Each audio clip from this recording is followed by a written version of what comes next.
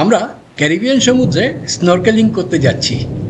ওই তীর থেকে প্রায় আধ মাইল ভেতরে সমুদ্রের মধ্যে একটা জলের তলায় প্রবালের দেয়াল আছে, সেখানে অনেক সামুদ্রিক প্রাণী, মাছ, কচ্ছপ, আরও বিভিন্ন ধরনের প্রাণী ঘুরে বেড়ায়। তো সেখানে সেগুলো দেখার জন্যই আমরা স্নরকেলিং করব ওখানে।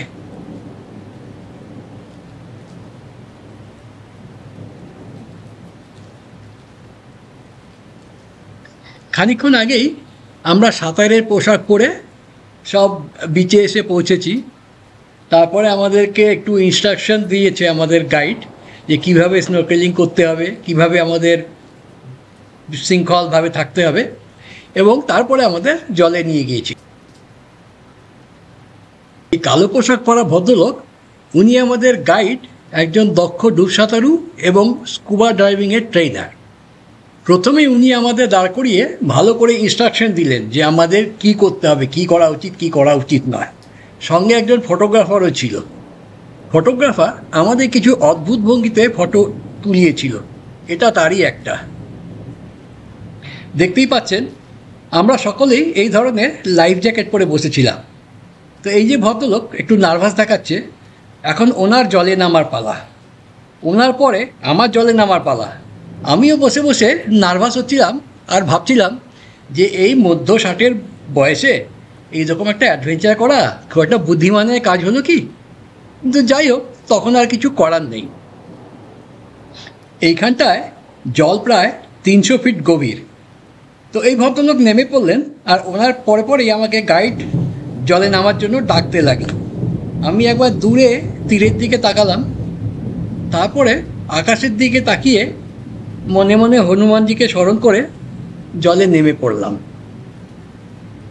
হনুমানজি আমাকে দেখে মুচকি মুচকি হাসছিলেন, কারণ লাইফ জ্যাকেট পরে থাকাতে আমি ডুবলাম না। কিন্তু জলে কারেন্ট ছিল এবং জলটা উপর নিচে হচ্ছিল, তাই ব্যালেন্স রাখতে একটু অসুবিধা হচ্ছিল। কিন্তু ওই যে লাল রঙের রাবারের টিউব, ওটা এক হাত দিয়ে ধরে আমাদের ব্যালেন্স করতে সুবিধা হলো।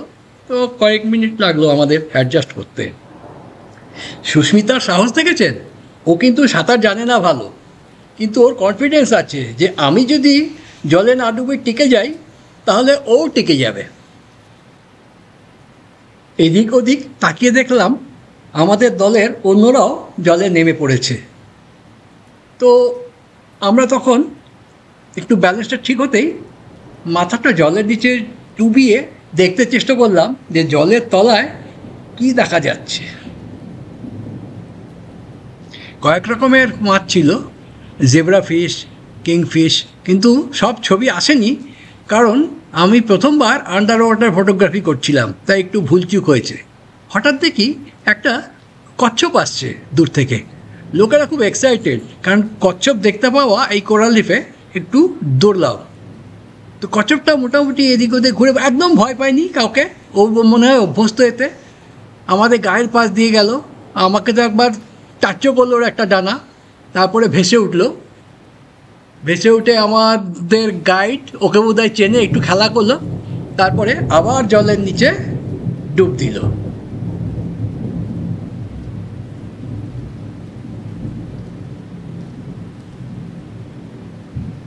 স্নরকেলিং করার ঠিক আগেই আমরা টুলুমে মায়ান সভ্যতার একটা শহরের ধ্বংসাবশেষ দেখতে গিয়েছিলাম। এই যে একটা দেয়াল, দেয়ালের ভেতর দিয়ে গেট, ঢুকলাম। এই আমাদের গাইড আমাদের সঙ্গে সঙ্গে যাচ্ছে আগে। এই ধ্বংসপ্রাপ্ত শহরগুলিকে এনারা বলেন রুইন্স। তো এই রুইন্সটা সমুদ্রের একদম কাছে। এখানে কি হতো, মায়ানরা সমাজে দুই ধরনের লোক ছিল। এক হচ্ছে উচ্চ শ্রেণী বা হাই ক্লাস, আরেকটা হচ্ছে অত উচ্চ শ্রেণীর নয়। উচ্চ শ্রেণীর লোকেরা নিজেদের বাড়ি এবং মন্দির ইত্যাদি বানিয়ে দেয়াল দিয়ে পাঁচিল তোলা ঘেরা শহরের মধ্যে থাকতো। আর যারা উচ্চ শ্রেণীর নয় তারা ওই দেয়াল শহরের বাইরে কুঁড়ে ঘরে থাকতো। মায়ান ভাষায় টুলুম কথার মানে হচ্ছে দেয়াল। তো এই দেয়াল দেয়া ঘেরা সিটি বলেই এটার নাম হয়েছিল টুলুম। 2500 বছর আগে এটা আসলে একটা বন্দর শহর ছিল। এই সমুদ্রে এদের পোর্ট ছিল বা বন্দর, এবং দক্ষিণ আমেরিকার কিছু দেশ যেমন হন্ডুরাস, গুয়াতেমালা এইসব জায়গার থেকে নৌকোয় করে এরা বিভিন্ন রকম প্রডিউস নিয়ে এখানে আসতো এবং এখান থেকে কিনে আবার ফিরে যেত। তো এইভাবেই এখানে বাণিজ্য চলতো।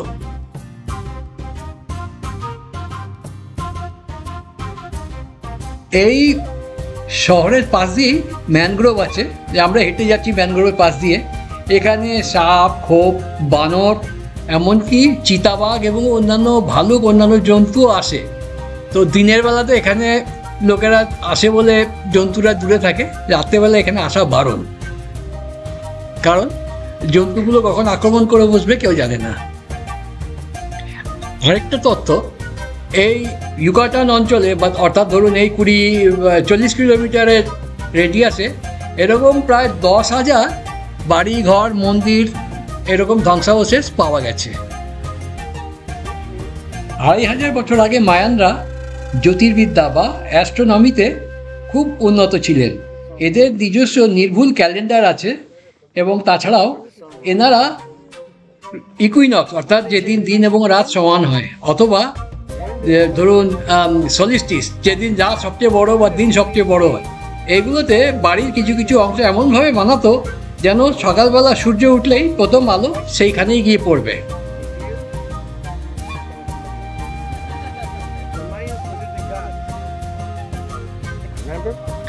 এটা একটা বড় লোকের বাড়ি, মানে ম্যানশনের মতো বলতে পারেন।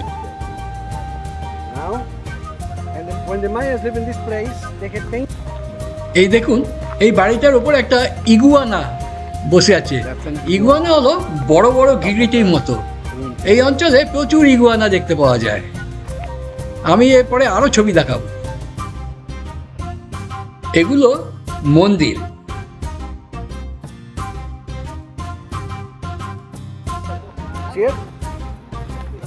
Right here is the face. Remember, the Mayans, they were short people. Look at the entrances. Very short. You can see the entrances. Small ones. See? Because they had big headdress, remember? Okay. This is the house. মায়ানদের উচ্চতা বা height বেশি নয়। এই ধরুন মোটামুটি 5 থেকে 5, খুব লম্বা হলে 5.5 ফিট। সেই জন্য এদের দরজাগুলো নিচু নিচু হয়।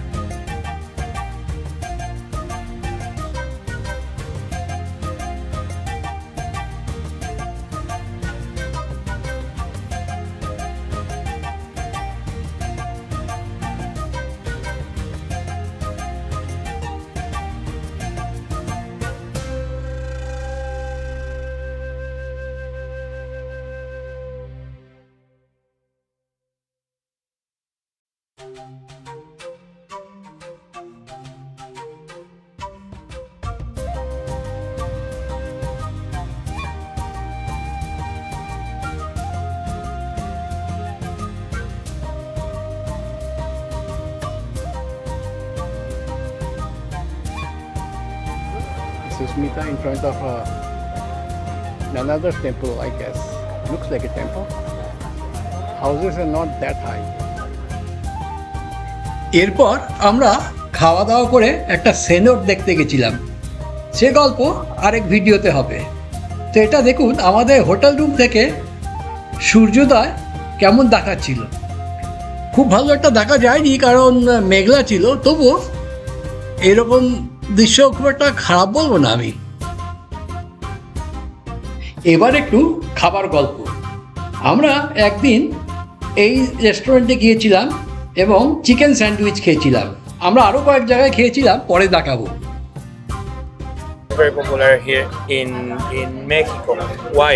Because it's very easy, simple. Okay, just it's a bun with any meat inside, and it's easy to go. So when you're before going to the work, okay, you know, are the rush and quick to arriving. It's very simple. Go in a corner, order one tecolota, and eating in the car before you arrive to start the work. So how do you eat it? Yeah, what is the process for eating? Okay, so I love mixing this one. Just I'm open the torta or open the bun. Okay, I like mix it with lime, and I like the spicy food. Okay? I like the spicy food, so I put the salsa inside, and I mean, but today the chilaquiles is a little spicy one, so I think don't mix it with another different salsa, just the lime, and enjoy it. Okay. Thank you. We find 4 different kind of salsa. Okay. This one is habanero roasted mixed with chili from here, the Yucatan state, Ixcatec chili. Okay. This one is the most spicy one. All right. It's very spicy. It's very spicy. Okay. The second one is this green salsa made with green habanero. Okay. This is the second spicy one. It's a classic habanero salsa. And the medium spicy is the red salsa, made it with chile de árbol or dry tree chile, okay? And the less spicy one is this one, with the classic green salsa, made it with chile serrano. Of course, lime, and the spoons to put in your food. So I recommend you try it before you put it on your food, because sometimes it's very spicy, all right? Thank you. Thank you. So guys, to drink the chata, Okay. okay? Okay.